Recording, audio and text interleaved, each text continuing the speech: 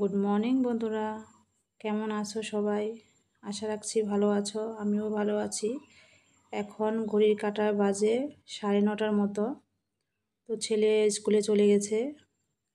তো এদিকে আমি রান্নাটা কমপ্লিট হয়নি, তখন ছেলেকে একটু এগিয়ে দিয়ে আসলাম। ও স্কুল বাসেই চলে যায়। তারপরে বাড়িতে এসে একটু চা খেয়ে নিলাম। চায়ের সাথে বিস্কুট খাইনি, আজকে পরোটা ছিল কালকের, সেটাই একটু গরম করে খেয়ে নিলাম। মেয়েও তাই খেয়েছে।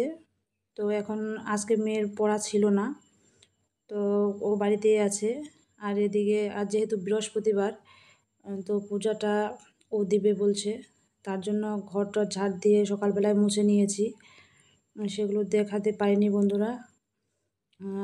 আর যেহেতু ছেলের পরীক্ষা, ওর জন্য অতটা ভিডিও করতে পারছি না। শর্টকাটে তোমাদের দেখিয়ে দিচ্ছি সব কিছু।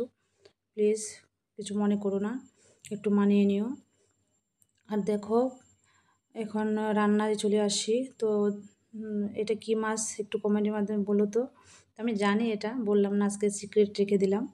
যাই হোক, মাছের ঝোল করলাম, আর সকালে ডাল করেছি, আলু ভাজা করেছি, আর ডিম অমলেট করে ছেলে খেয়ে গেছে ডাল দিয়ে।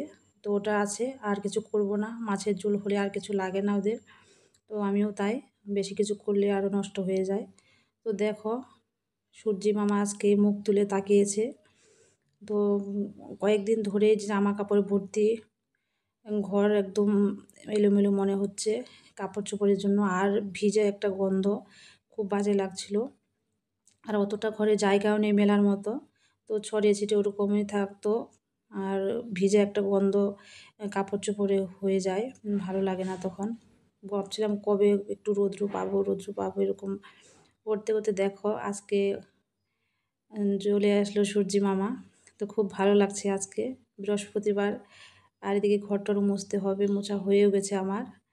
আর জামা কাপড়গুলো কী করেছি বলতো, আগের দিনে যে জামা কাপড়গুলো ভেজা ছিল, মানে গন্ধ একটু হয়েছে, কিছু করার নেই, সেগুলো রোদ্রে আগে দিয়েছিলাম সকালে স্কুলে, মানে চা খাওয়ার আগেই দিয়েছিলাম ওগুলো। তারপরে ওগুলো তুলে নিয়ে আবার ভাবলাম যে না, আজকে রৌদ্র যেহেতু উঠেছে, যেগুলো জমে আছে ঘরের ভিতরে অনেক জামা কাপড়, ছেলে তো কয়েকবারই সাইকেল নিয়ে বেরোচ্ছে, তো ওরও অনেকগুলো বেড়ে গেছে। আমারও নাইটি, বাসি নাইটি, এটা সেটা অনেক, মানে ধুতে গেলে যে মেলবো কোথায় ওই ভেবে আর ধোয়া হয়নি। তো গন্ধ হয়ে যায়, তো গন্ধের ভয়েতে আর ধুইনি। যেগুলো ধোয়া ওগুলোই শুকাচ্ছে না, তার জন্য জমা করে রেখেছি। যেদিন মানে সূর্যি মামা উঠবে সেদিনই ভাবছি রোদ্রে দিব, ধুবো আর কি। ওই আজকেই রোদ্রটা উঠেছে, ওর জন্য ভাবছি আজকেই ধুয়ে দেবো। দেখো ধোয়া হয়ে গেছে সব, এক বালতি জামা কাপড়, বেড কাভার থেকে শুরু করে বালিশের কাভার সব কিছু, পিলো মানে সাইড বালিশের কাভার সব ধুয়ে নিয়েছি। আর এদিকে রান্নাও কমপ্লিট হয়ে গেছে যেহেতু, আর কাপড় চোপড় সব ধুয়ে নিয়েছি। তো খুব ভালো লাগছে, সূর্যি মামা আজকে মুখ তুলে তাকিয়েছে।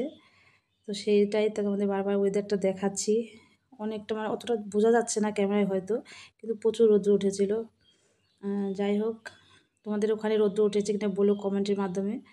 তো বৃষ্টি একটু কমেছে, জানি না আবার হয়তো কালকে কি হবে।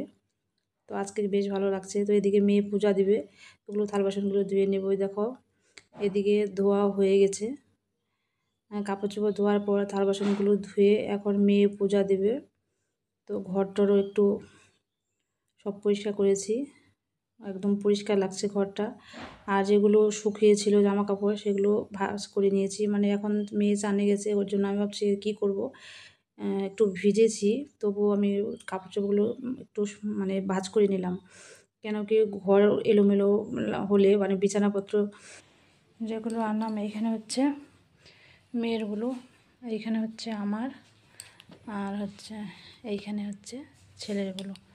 তো এখন এগুলো সব গুছিয়ে, আর সব জামা কাপড় পাট পাট করে ভাঁজ করে আমি, কেন কি ছেলের আলাদা করে রাখি, এই ঝুড়িতে ছেলেরগুলো রাখি। এলোমেলো হয়, কেন কি বাচ্চা মানুষ, ও যখন বের করে সব ঢেলে বের করে, বা একটা বের করতে গেলে আরেকগুলো এলোমেলো হয়ে যায়, কিন্তু তবু আমি এটাই রাখি।